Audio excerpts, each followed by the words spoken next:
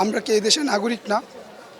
আমরা যে এই 5 বছর পড়াশোনা করতেছি, তারপর 6 মাস ইন্টার্নশিপ করতেছি, করার পরে তাহলে আমাদের অধিকার নিয়ে এত বৈষম্য কেন?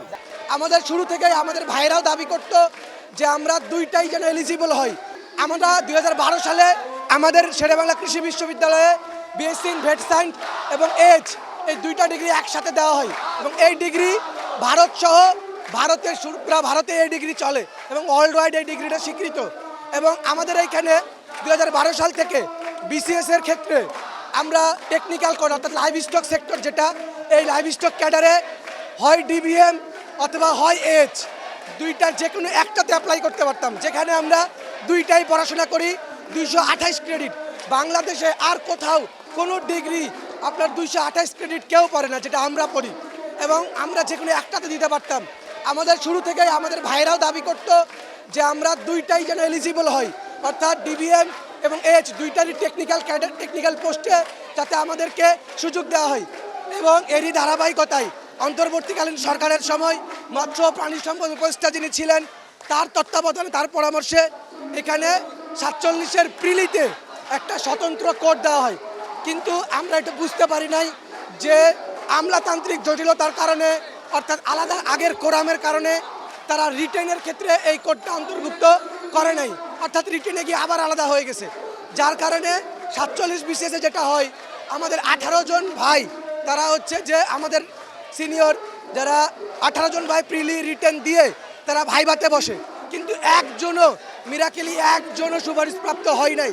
যেখানে 40 থেকে 46 প্রত্যেকটা বিসিএসেই হয় ডিবিএম না হয় যখন সেপারেট ছিল, তখন আমাদের ভাইরা আনুপাতিক হারে যথেষ্ট পরিমাণ তারা হচ্ছে যে সুপারিশপ্রাপ্ত হয়েছে। আমরা কি এই দেশের নাগরিক না?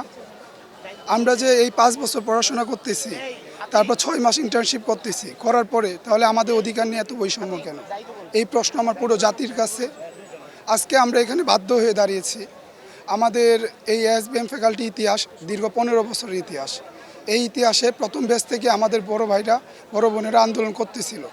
সেই আন্দোলন এখন পর্যন্ত আসার কি দরকার ছিল? এই যে 52-র ভাষা আন্দোলন, 66 6 দফা, 69-এর গণ অভ্যুত্থান, 70-এর নির্বাচন, 71-এর মুক্তিযুদ্ধ এবং সর্বশেষ সর্বোপরি এই 24-এর ছাত্র আন্দোলন, এর মাধ্যমে যে বৈষম্যের অবসান ঘটিয়েছে, এই অবসানের এখনও কেন আমরা শিকার, সেটা আমি পুরো জাতির কাছে আবার তুলে ধরতে চাই। এখন কথা হচ্ছে আমাদের এই যে কম্বাইন্ড ডিগ্রি, এই কম্বাইন্ড ডিগ্রি নিয়ে আজকে আমরা 4 দফা দাবি নিয়ে এই রাজপথে আন্দোলনে নেমেছি। এই 4 দফা দাবি যত দ্রুত সম্ভব আমাদেরকে আদায় করতে হবে। এই আদায় ততদিন পর্যন্ত সম্ভব না যতদিন পর্যন্ত এই রাজপথ থেকে আমরা কোনো একটা চাক্ষুষ কোনো প্রমাণ নিয়ে আমরা বের হতে না পারবো, ততদিন সম্ভব না। এই যে দিব বলে হাজার সময় কেটে যাচ্ছে, এই সময় কখন যে শেষ হবে তা আমরা বসে বসে দেখতে পারবো না।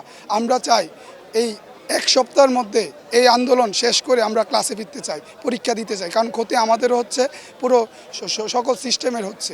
শিক্ষকদের কাছে, প্রশাসনের কাছে, পিএসসির কাছে, বিএলআরের কাছে, ডিএলএসের কাছে, মিল্কবিটার কাছে, মানে সমগ্র প্রতিষ্ঠানের কাছে আমাদের দাবি মেনে নেন এবং এই নেওয়ার মাধ্যমে আমাদেরকে ক্লাসে এবং পরীক্ষায় অংশগ্রহণের সহযোগিতা করুন।